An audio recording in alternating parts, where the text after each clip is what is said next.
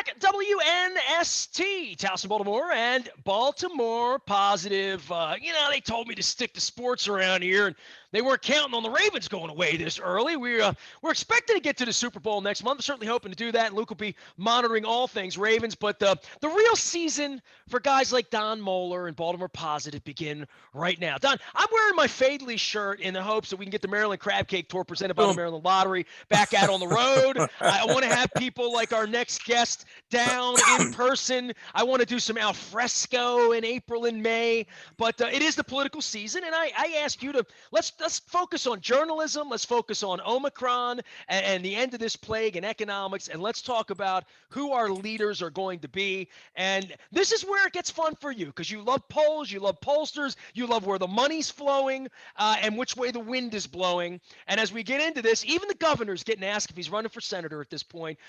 This is going to be a fun one because I know how much you love pollsters. Well, I do. I think they have their pulse on the voters of the state and the voters of the nation.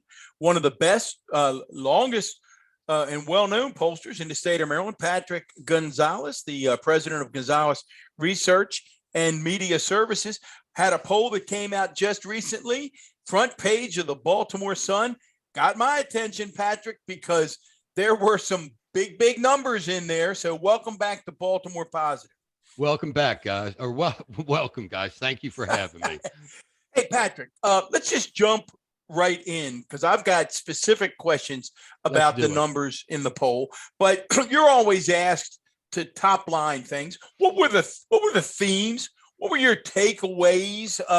If you're in an elevator with somebody and they've got 30 seconds with you and they say, "Hey, Patrick, I saw you had a new poll. What'd you learn? What did you learn this time?" Well, I really focused on two things, which was sort of the national. I wanted to look at Biden, and then the state, I wanted to look at Hogan. And I'd say the takeaway is Biden still is above water in Maryland, above water being above 50%. He's considerably behind the vote total he got at 65% in November of 2020. There are some signs of trouble. But he's still his national polls are sinking, but he's still hanging in there so far in Maryland. That's the takeaway there. Patrick, I thought that was, you mentioned some things to be concerned about. That was a 5-alarm fire to me when I looked at his Maryland number. That's not a good number for a Democrat. Let me put it in perspective. Maryland is essentially, and I'm going to keep the math simple, is essentially 2-to-1 Republican. Right. If Maryland was a state that was 40% Democrat, 40% Republican, 20% independent, his disapproval, based on the numbers I got, would be 10 points higher than his approval. The only thing keeping him above 50 in Maryland is the huge registration advantage currently with Democrats, and the strong vote he's still getting with Democrats. Is there an assumption that disapproval of Biden is approval of I would vote for Trump again? Because I think somewhere in there I said to Don, no one that voted for Biden would suddenly switch to Trump at this point, especially after insurrections, unless you're really a dyed-in-the-wool Republican. And if you were, you didn't vote for Biden anyway. So part of it for me is, am I happy with Biden? No. Am I happy with the Democrats? No. Does that make me not one? Does that make me lean toward voting for, the election was stolen? No. But I'm not happy with Biden. And if you would ask me, am I in Biden approval land, I'd say no, but I voted for him. And I guess I would vote for him again because I wouldn't have another option, right, on that side of the ticket. But I think we've gotten red and blue on the presidential side sort of sorted out to some degree. Even Hogan wouldn't vote for Trump, right? He voted for Ronald Reagan. Well, the question was originally, is disapproval for Biden a reference to someone else? And the answer to my thinking is no. It's, do you approve or disapprove of the job Joe Biden's doing? And the answer was 54% approved. But within that group, about 30% strongly approved and about 24% somewhat approved. So, well, and Patrick, what I saw, and walk us through this, because I think your poll reflects what I've been reading in national polls, and Nestor's right. I follow the Real Clear Politics polling averages, 3 or 4 times a week. It looks to me like where Joe Biden has really cratered is among independents. Is that what you found as well? That is the takeaway with Biden. Yes. 90% of Republicans disapprove, but of course, the problem with Joe Biden fundamentally is today 2-1. They're against Biden in Maryland. And I suspect based on the national polls, that's the same anywhere across the country. How many people is that when we're talking about swinging an election like that in the favor of Larry Hogan in regard to, or maybe the next Republican side of the ticket, Schultz, whoever it would be, would swing the ticket in that way? Well, I would venture to guess, Nestor, that in 2018, Hogan got 90% of the Republicans, 30%, 25 to 30% of Democrats, 65 to 70% of independents. And that translated into 53% of the vote. So. Now, Nestor, I guess my question was appealing to independents. What does that mean? Percentage-wise in the state, is that 7%? What number is independent? Independents about 20% of the electorate. Really? Or okay, fair enough. Out of every 100. Yeah, I'm sorry. Go ahead, Patrick. That's 20% that don't participate in the primaries. Right, exactly. Right, correct. And that's a smaller number here in Maryland than you find nationwide. Yeah. Nationwide, right. The breakout nationwide is almost a third.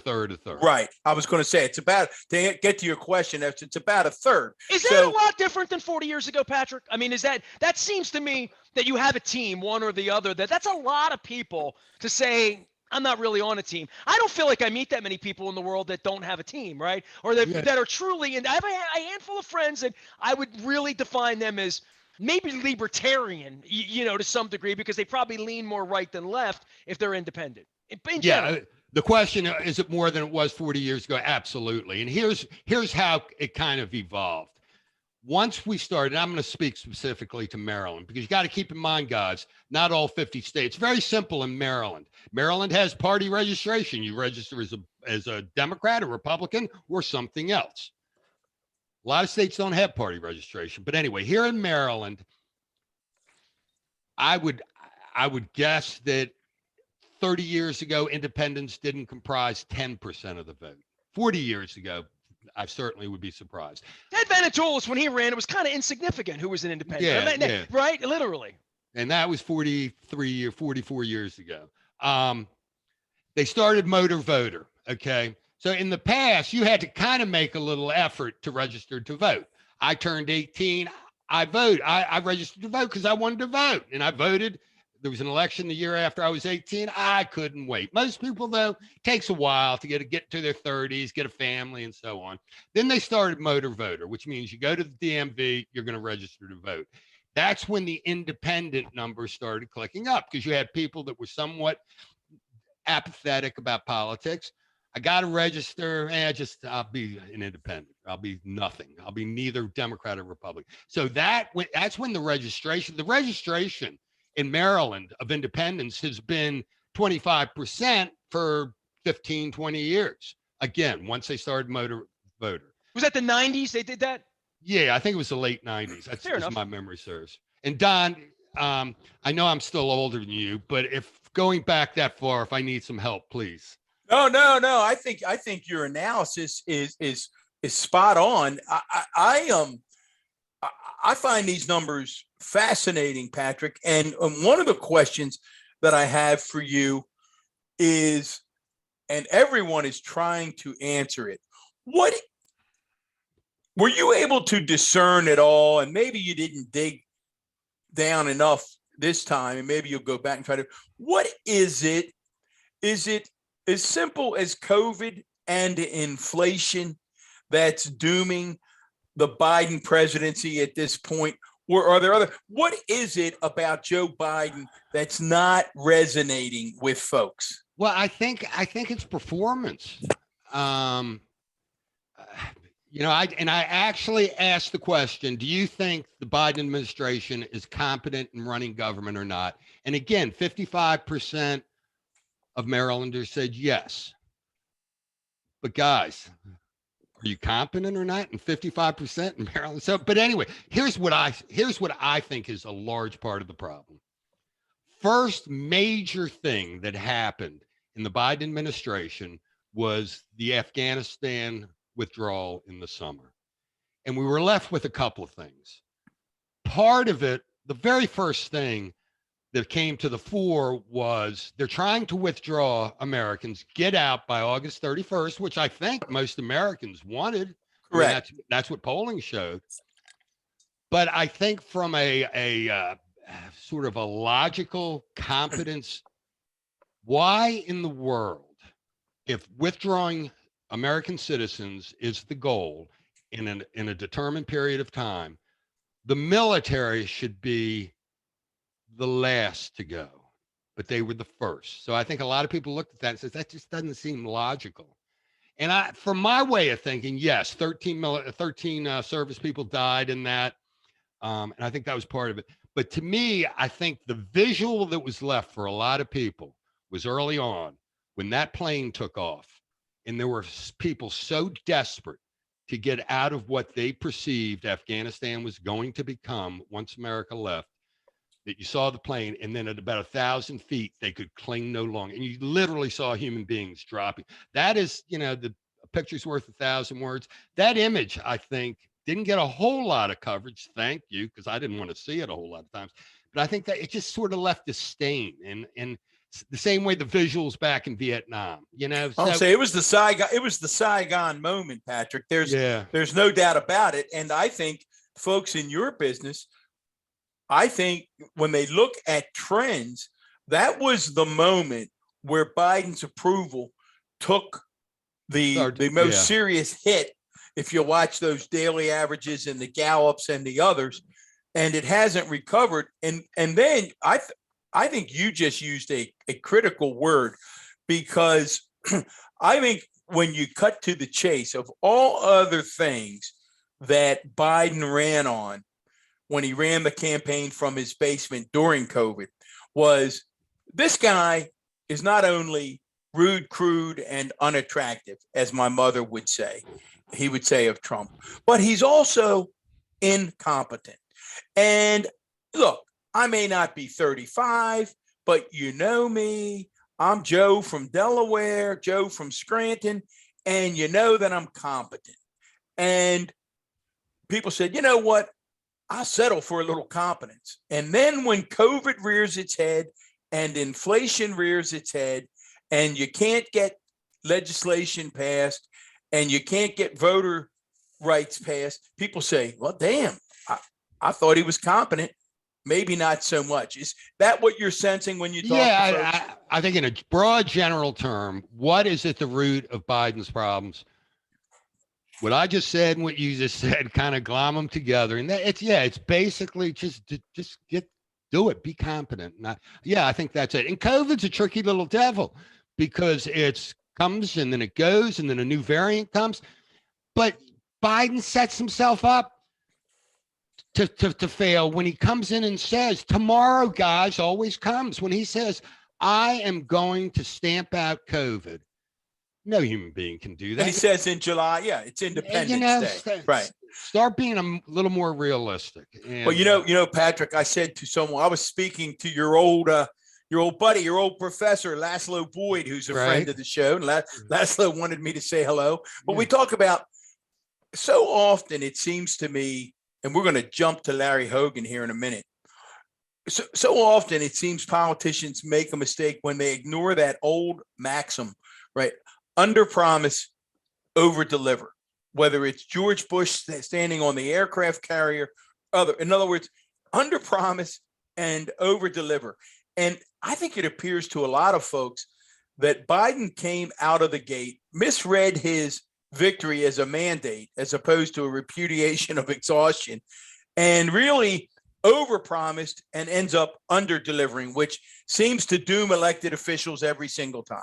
No, I agree completely. I think the temptation to overpromise and under deliver is heightened in the age of the ubiquitous camera. I mean, can you imagine if John F. Kennedy had been assassinated yesterday? Oh. We had the Zapruder film back in '63. We'd have 8 million different views. There wouldn't be any question whether it was Oswald alone or not, Right. because we'd know. But I think, you know, it's a lot of pressure when you're a politician these days, because there will be, I don't care, down to the city council level, there will be a camera of some sort, might be a cell phone camera, in front of you 24/7. And well, do you remember? Hey, take that. Remember when Marilyn Mosby was having dinner this summer down in Harbor East, and someone was upset over this murder trial, and she rode by and she flashed the guy the bird. It was caught on cell phone right at that moment. Exactly. No, exactly. But I still come back. You're absolutely right. Even in today's age, my recommendation is is Nestor like saying political advisor would be to stick with that basic, still under promise. Because guys, tomorrow always comes. Right. No, hang on. The last guy got elected on the right side of the ticket by promising everything to everybody. You know, like just bullshitting. Nestor, he's an outlier. That works, though. God, that Nestor, worked. That's a great point, and we'll get Patrick's going to have to weigh in on that. That's a great point, Nestor, in that the last guy turned a lot of things on its head. I'm not sure that Trump mystique transfers to any other candidate, though. To go out there and be bombastic and say crazy things. They're all trying. I mean, the crazy lady in Georgia and the lunatic out in Colorado that are following the pathway of this. You know, Patrick, I want to ask you, what percentage in your poll of Marylanders believe that the election was rigged? That somehow maybe Trump would have won Maryland? I've never asked that question. I don't have a clue. Dude, I would guess you would have a guess. You'd guess that even though Maryland Republicans are probably 30-40%. But our governor's not selling it. You know what I'm saying? Like in other places, it's part of the rhetoric. Here, it really isn't. Maybe Andy Harris is selling it, but there's not a lot of people selling that ish here. Not even our governor, not even the elected, not David Marks, not Barry Glassman. I've sat with all these people. They're not buying it. They're not repudiating it like maybe they should and say, PU, that's not me, because that's not cool, because apparently 70% of the people voting for them believe anything that Trump says. And that I'm trying to gauge that as to how that affects Schultz or how that affects Andy Harris or how that's going to affect Barry Glassman, who thinks he's going to be the controller. Well, you asked me, the question was, what percentage of Americans or Marylanders think the election was stolen? I'll use national figures. What do they say? 50% of Republicans think that it was stolen. Well, 50% of Republicans in Maryland is 50% of 30%. So that's 15%. That's okay. So it's not many. Okay, fair. That's good. We're more sane than I think we are. Thank you. I appreciate it. It does give us a great segue, Nestor, to Republican politics in the state. And a couple of things we want to go to Patrick on that. Patrick, I am convinced, listen, lifelong Democrat. I don't dislike Larry Hogan as a person. I don't think he's nearly as effective as obviously Maryland voters do. So I'm an outlier on that. I fully grant at this point, whether it's you or Malia Cromer or someone else, that Larry Hogan is historically popular. And to have a governor in the last year of a two-term gubernatorial span be at over 70%, I look at that and I say, gentlemen, I tip my hat, because what is Larry Hogan's? You have to have thought about it, Patrick. What is his magic sauce that makes this possible? These numbers are off the charts. Don, remember 86, the 8th year of Harry Hughes's term? Yes. You think he had 70% approval? I'm guessing he was at 29 or 30. I bet he didn't have 70 people approval in the state of Maryland. I was going to say, remember this. 29 or 30%. The sitting governor of Maryland runs for Senate and ends up with 1% or whatever. Anyway, what is the secret sauce? The first poll I did, which was the end of 2015 for Hogan's term, Hogan's in as governor, it was like it was almost 70%. And I'm sitting in BAL studio on the radio, and I'm asked the question, why?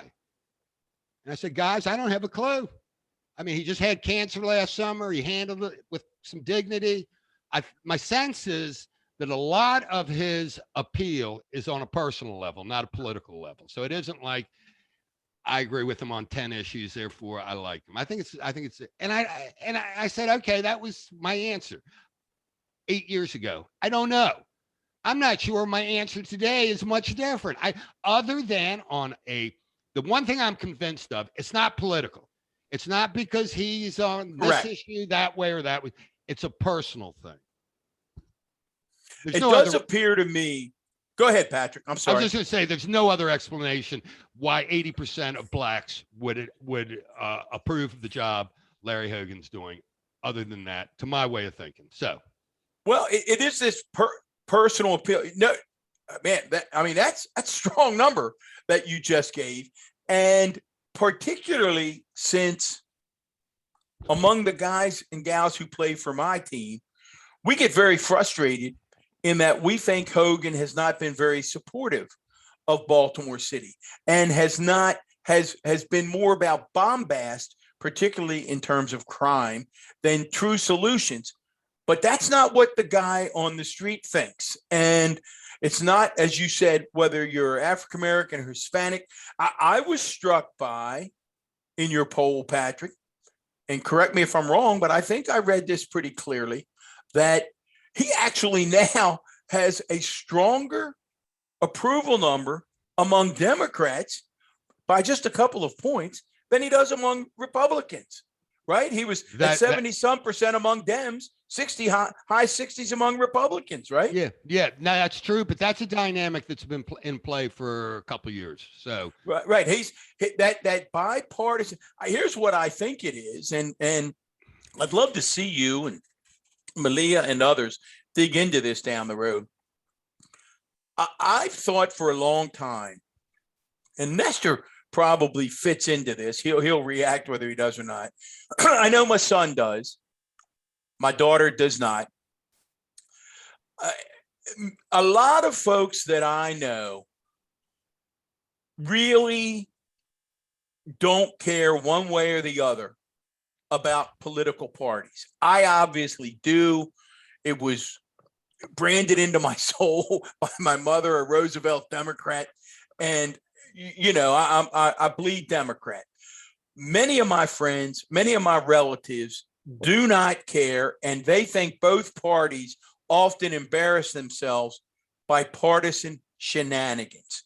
And it seems to me, even though I'm not sure it's always genuine, voters do, that Larry Hogan has convinced folks that he agrees with them and that he's a problem solver, not a partisan hack. And they respond to that on a personal level.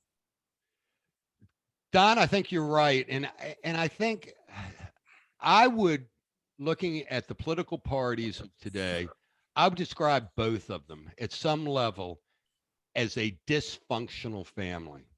And there are two landmarks to a dysfunctional family. One, there are no adults in the household. And two, which follows from one, the children rule the roost. And I think for a lot of people, I'm following that analogy through, not trying to be judgmental. I think people look at Larry Hogan and say, hey, he looks like an adult to me. And I think, particularly in contrast to so many political figures that are just, let me talk about Donald Trump for a sec. See, Donald Trump doesn't bother me. His personality, it doesn't bother me. I laugh at it because from the day I first saw him on the stage politically, to my eye, he reminded me of a child desperately trying to win his father's approval. And it's never coming. And I look at some of the behavior. I think some of Biden's behavior down in Atlanta yesterday with that, it was a little over the top. It was almost like a petulant child. And I think we need more adults. That's just sort of my thought. Well, boy, that's why I love having you on. You touch on so many things. I was in a group yesterday, a large meeting of a number of folks that that really follow this stuff. And the general consensus, going back to President Biden's speech in Atlanta, was that the decibel level really did not serve him well that day. That screaming, the sort of histrionic approach to the issue, understood what he was trying to do. I think he's been a little more angry since January 6th. I think since that, and I think we're in a new year of Tough Joe. And whether that sells or not, or whether anybody buys it, I think his tone is purposely. He's got a million guys like you behind him, handling him and saying, do it this way, do it this way. You're not popular. Be a tough guy. You look like a wussy in Afghanistan. Be tough. So he's just coming out and playing the play. I mean, no one's more of a politician than him. I mean, I'm throwing on to that. Same way with Kamala Harris, just hiding for a year and then just sort of showing up and being the tough woman this week. I haven't heard from her in 51 weeks. I don't even know where she is. You've been on the air all day today, and I had some breaks between filming. She had, and people will be writing about it. You'll be seeing the excerpts. She had, for those of us in the business, as you say, who I've been behind the scenes and I've been in front of the camera, she had a really, really rough interview with MSNBC today, Craig Melvin. It's a bad interview, whether you're Kamala Harris fan or not. She was unprepared. She made some misstatements about when tests were going to be sent to the American public. The White House immediately had to roll it back. When Melvin pushed her on it, she got testy. Testy never, ever plays well in front of the camera. I see Patrick shaking his head. And Melvin, I watch Melvin all the time. I know his wife. You know what I mean? It's what we watch here. I saw it, and I thought the same thing. I thought, my God, this is the first time they brought you out. Maybe this is why they don't bring you out. But I thought she performed very well on stage during all the debates and I thought she could handle herself, and especially from her background, that she would be better, not better coach, just better on her feet. No, you could coach me bad all day, but at the end of the day, you'd have to be on your feet. Is what you'd have. Oh no, to be. if I were a staff member for her right now, I'd be in a fetal position. And again, you don't know. Listen, here's some of the things that people say about the vice president, right? Don't know if it's true, don't know if it's not true. And I always worry that there's an ounce of sexism, more than an ounce, involved in this kind of criticism. Put race in there too. But you do race and sexism. But you do hear that she is not one that's big on preparation, that she tends to say, I'll just trust my people skills. And the reality is, you better be big on preparation. And to go on a national interview when everybody is in the midst of a COVID surge, knowing that people want to know when they're going to be able to get these tests from the federal government and not know when you're going to be able to get them out, it's malpractice. But well, the other thing that I want to say about this, and Patrick, I want to get you back in on the gubernatorial side. And we'll do that. I'm enjoying listening to you guys. But this part where they're rehearsed, this part where you sit and drill them in, I would be the worst in the world reading off a script. At some point, I'd say, I'm going to say what I'm going to say, and I feel like these elected officials are at that point. But you put them into a position where they're given the script. This sit down with Melvin, or sit down with anyone. When John Harbaugh sits down, at whatever point he sits down, whomever he chooses, including me, he has a level of comfort. They all have a level of comfort that I'm choosing the hour. So she picked the interview. She picked the time. She picked the setting. Correct. Listen, if it were me, she wouldn't be picking the topics. I don't know how far they allow their green rooming to go versus what questions are you asking me, because I'm always dubious about that. But when you're unprepared and it's on your turf, it's one thing when you're walking out of an office and you get ambushed and you have to dance. It's different when you call the interview and you're the sitting vice president. It's just bad. It's bad for the Democrats all the way around. And I guess, Patrick, for you, it opens the door on this elective season to say we're a purple state that leans blue, that's been red, and now who will sit in these seats once we get to your point, what your poll was all about, which how are we going to vote around here? Wes Moore's raising all of this money. Kelly Schultz is out. Francho thinks he's going to be governor. All along the way, I'm on mailing lists here day after day from everybody. What are you seeing on the state race here on both sides as we get closer to a primary. Well, I haven't looked at the either one of the primaries in depth recently, so it's going to be fascinating to see. And quite frankly, I was shocked when Don told me that Wes Moore's raised $4 million. Good for him. 4.7, just under 5. Excuse me, 4.7. I think that's great. However, you don't need the most money in politics. You need enough. And it sounds to me like, to my way of thinking, Wes already has enough. So let's see how it goes. And again, I don't want to, fight past wars or cite things in the past that might have no relevance. But Don, you remember as well as I do, in 1984, John Connally got, he had the equivalent of $170 million, and he got one delegate. So ultimately, I'm a little skeptical of Wes Moore, to be honest. You said there were 3 Democratic contenders. I would probably say 3. To my way of thinking, one of these people are going to win the Democratic nomination. Tom Perez, Peter Franchot, Rashern Baker. One of those 3 is going to win. Rashern Baker, he didn't get much notice. He got 30% of the vote in 2018. Several of those are good. Several of those good friends of mine. I mean, I like Tom Perez a lot. I obviously am close with Rashern, going back many, many years when he was a county executive in Prince George's. Really good people. I mean, if it's about money, Wes Moore's going to win, right? I mean, Don, well, you I always have say to it's be about the money, right? Well, it's money. Money matters, as Patrick said. You got to have enough. That's always been Rashern's issue. He struggles to have enough. This time he's talking about trying to do public financing.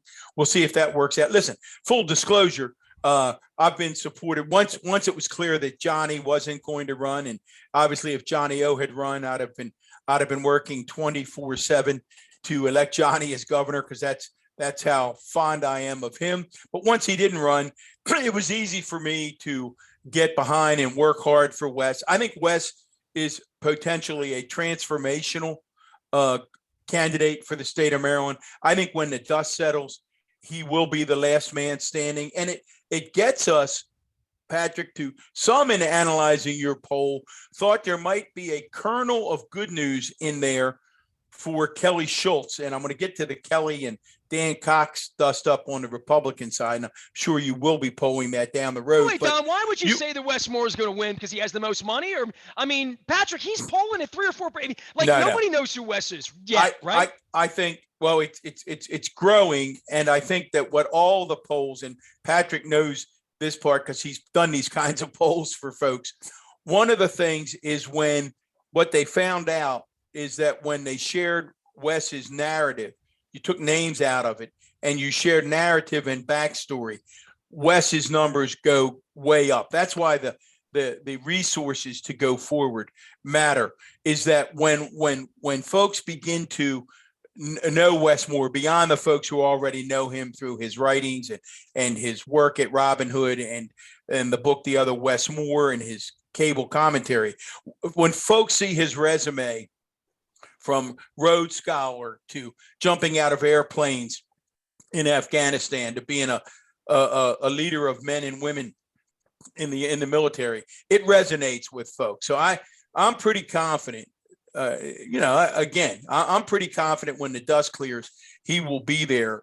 But some of the analyses, Patrick, of your work from this past week thought there was a silver lining for Kelly Schultz. And it's my favorite number that every pollster ever does. It's the one I always go to. It's the one that Jim Smith and Kevin Kamenetz and all jump right away. Right track, wrong track, right? And whenever we had a right track number for Smith and Kamenetz, which we did, they were often in the 60s, we'd say, we're good to go. Don't have to worry about anything else. If we got a right track number in the 60s, we're going to win again. You had Maryland right track at 57. Is that good news for someone who wants to say we're doing good things under Larry Hogan? Let's not change horses here in the middle of the race. Here's the problem, Don. The right direction, wrong direction. The right direction of 57% in the state of Maryland is grounded in the 70% of Democrats that say it's going in the right direction. Got it. The problem for Kelly is that within Republicans, I don't want to overstate it and say it's 2-1, but it's close. Among Republicans, 2-1, they say wrong track as opposed to right direction. Interesting. Well, So- then, what do you say then, Patrick? You, I know you haven't polled it, and we're going to give you. We'll let you start with that caveat. But my gut tells me that our good buddy Michael Steele passed on this race because he wasn't sure that a Republican like him who had worked with the Lincoln Project could get past a Dan Cox in a Republican primary. Do you think the threat of a Dan Cox / Donald Trump Republican is real in the state of Maryland, or do you still think Kelly Schultz is the one to beat? I think Michael Steele made the right decision not running. I think he would have gotten pounded in a Republican primary. I think Kelly is going to have a very difficult time winding her way through a Republican primary. Hey guys, Republican primary voters are the same in Maryland as they are in California, in Texas, in Florida. A Republican primary voter is a Republican primary voter in Garrett County, Maryland is no different than a Republican primary voter in the city of Baltimore. The only difference is there are only 3 in the city of Baltimore.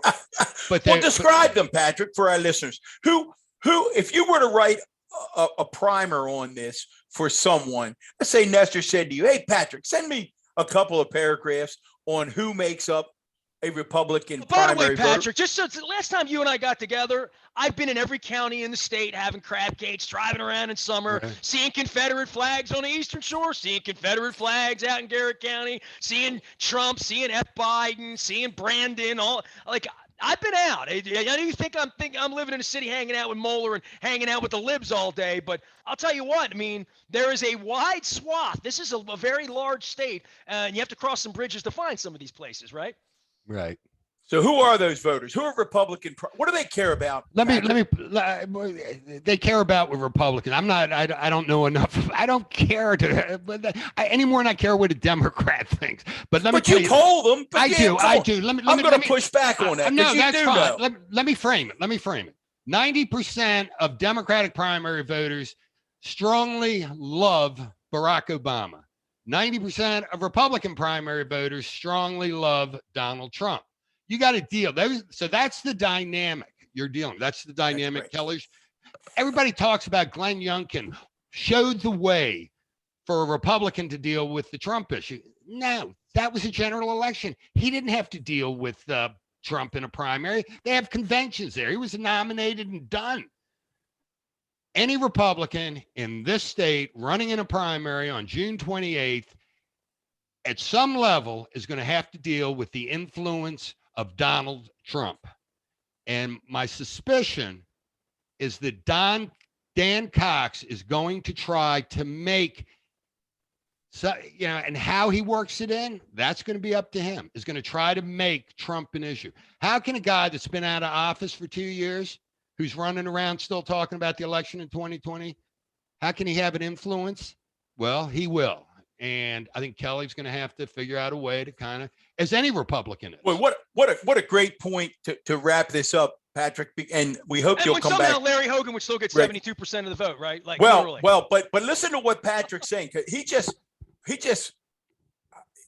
really crystallized. Prove Lindsey Graham's point, which is if you're not with Trump, you won't win. That's the common perception, even here. He crystallized that for me, because it's hard for me to imagine, Patrick. Hadn't gotten that far yet, but boy, you brought it home. Hard for me to imagine, with his thin skin and, as you said, the petulant child in the room that Donald Trump is, who hates obviously Larry Hogan.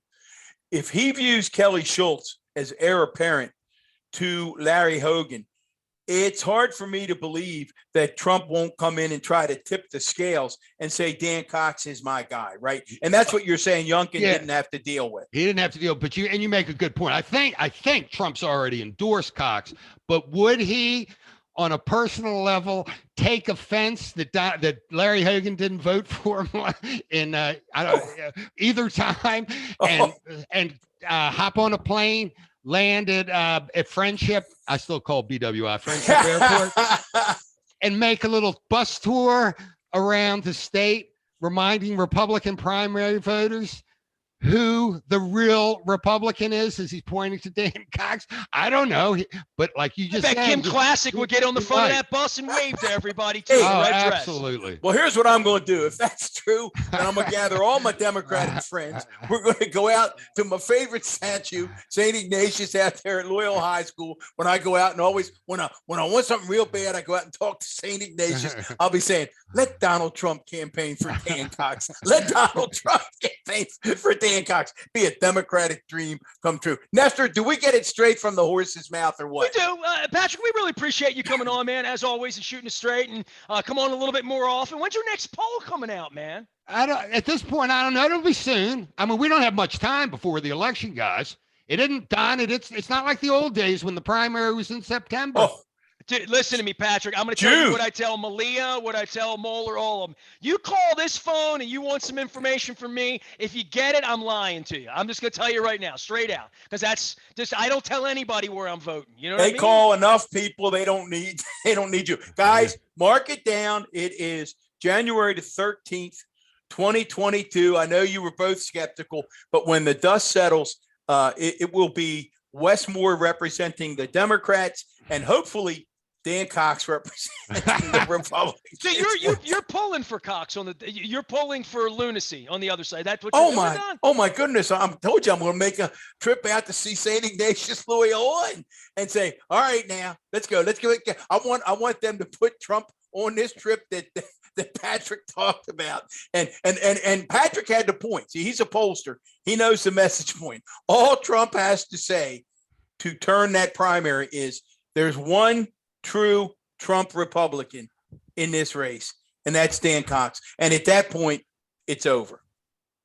Yeah, it might be. But guys, you said come back, dudes. I will come back as often. I'll come every day for the next 6 months. Well, I like the fact that you have your microphone working now and your hair. Absolutely. You look good. It's professional. Anytime you want. We It's got a a crab cake professional. together. We got to get a crab cake together. Hey, First. appreciate you. Patrick Gonzales joining us here, doing the research, doing the polling. Don Moeller doing sometimes some rhetoric, but most of the time he's staying on point and keeping me in line. Former Baltimore County executive and my guidance counselor. We're going to be getting back at the Fadleys. I've been wearing the Fadley shirt today. A little mac and cheese, delicious crab cake, maybe two, maybe even a bowl of soup down to Lexington Market. We're hoping to get through this Omicron thing, get the mask off, get back to Nacho Mamas, get back to Costas, our friends at State Fair and Beaumont, and El Guapo. I need a margarita. All presented by our friends at Maryland Lottery. We're letting ourselves play on the Maryland Crab Cake Tour. Big appreciation. Happy New Year. We're back to arguing about politics. We are WNST, AM 1570 Towson, Baltimore, and we never stop talking Baltimore positive.